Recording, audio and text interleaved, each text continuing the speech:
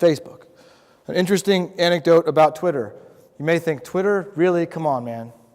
Columbus, Georgia, 2015. Twitter, really? It matters. My business partner, his mother is 81 years old. She's Hawaiian. She barely speaks English. She's had both of her knees replaced. She can't drive a car.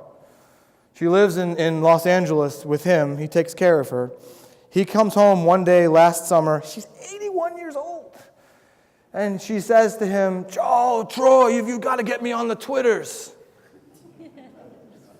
Why did she want to be on the Twitters? To follow a business, of course. She's a big Fox News fan. She watches Fox and Friends every morning. And what do Fox and Friends say as they go off the air every day? For more news and information, follow us on Twitter. So she did. She went on Twitter. She's on it every single day. I know because she also follows me and she retweets all their stuff every day. She is one of the largest, fastest growing demographics on Facebook and on Twitter are 65 plus women. As recently as 3 or 4 years ago, I often had to say to groups of people like you that you knew how important social media was to your business by looking at the way your children live. But I don't have to do that anymore because it's not about your children, it's about you. Kids aren't on Facebook anymore. If you read, Facebook is a public company now. If you read their public Wall Street disclosures, their number one stated risk is that they've lost young people. Nobody under 25, nobody under 21 anyway, uses Facebook anymore. College kids are on sites like Yik Yak. How many of y'all are on Yik Yak? Oh, really? Good for you. Why are college kids on Yik Yak and dozens of other sites like that and not on Facebook? He's got a college kid. That's why. All right, that's smart. He's the head of the game. The reason college kids are on Yik Yak and dozens of sites like that and not on Facebook is because we are on Facebook. Old people. And kids don't want to post pictures and videos of them doing upside-down keg stands at a frat party onto a website where their father and their mother and their uncle and their boss are spending all day long. They don't anymore.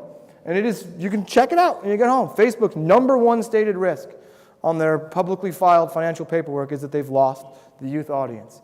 Americans spend 2.5 hours a day on these things. It's a critically important way that you can reach people. But I also want to talk briefly about email. How many of you in the room use direct mail? You can admit it.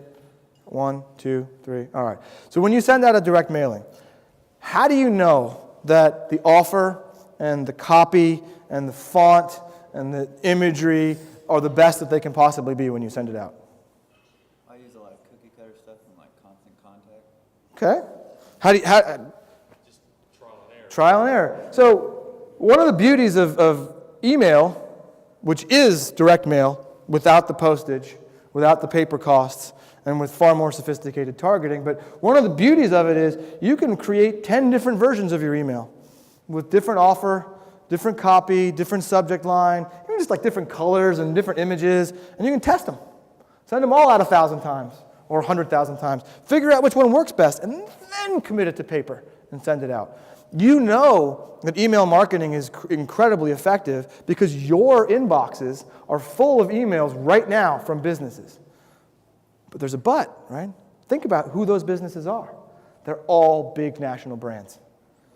The big national companies know that every marketing firm that's ever studied email marketing will tell you it's a 40-to-1 ROI. It's incredibly effective. Why? Because the people you're emailing, they like you. They've bought from you in the past, or they've signed up for a contest, or they've indicated interest in what you do, and they've given you permission to put messages into their inbox, the place where they spend more time online than anywhere else. It works, and businesses all over the country do it every day, and you know this because you're going to go back home this afternoon and see message after message in your inbox from big national companies. You're probably going to buy from some of them, but you don't do it. I don't know why. While I've given you some provocative statements, I'll give you a couple more. While I've asked you to go back to your businesses this afternoon and think about certain things, this is the one I'd love y'all to tell me why. As I go around the country in market after market, I go to Montgomery, Alabama, Paducah, Kentucky, same thing. They don't Do it. I go to Binghamton, New York, and Madison, Wisconsin, and Spokane, Washington. Local business owners, they nod their heads, yeah, I get it. I get these, but they don't do it. 40 to 1 ROI, an incredibly effective way to reach people. I would even say this, my second or third provocative statement. As a business owner, a comprehensive, accurate, up-to-date list of email addresses for everyone who's bought from you in the recent past may be the most valuable piece of intellectual property you can have.